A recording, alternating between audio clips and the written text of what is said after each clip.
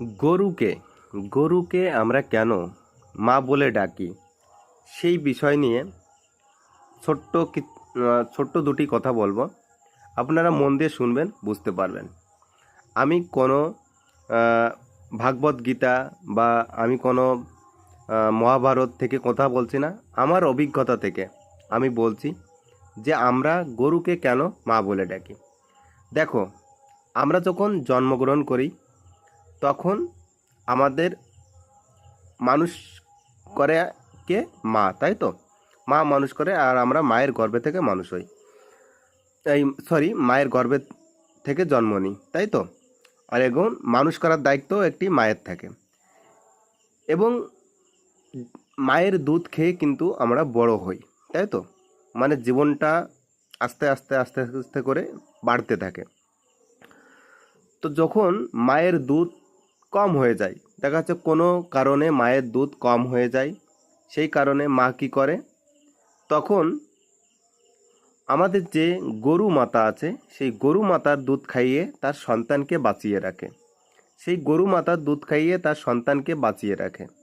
তো এই কারণে আমরা গরুকে প্রথমত মা বলে ডাকি। এবং গরু আমাদের পূর্বপুরুষ ধরে গরুকে আমরা দেবতা বলে মেনে আসি এবং মায়ের জায়গায় বসিয়ে আসি। প্লাস আমাদের একটি, কি বলবো আর, মানে দেবতা বললে ভুল হবে, মানে একটা মা যা করতে পারে একটা গরু তাই করতে পারে। সিরিয়াসলি বলছি এটা। এই জন্য আমরা গরুকে সবসময় পূজা করি এবং গরুকে যাতে কোনো, গরুর যাতে কেউ ক্ষতি না করতে পারে সেদিকে ধ্যান রাখি এবং গরুকে মায়ের স্থানটা আমরা দিয়ে থাকি।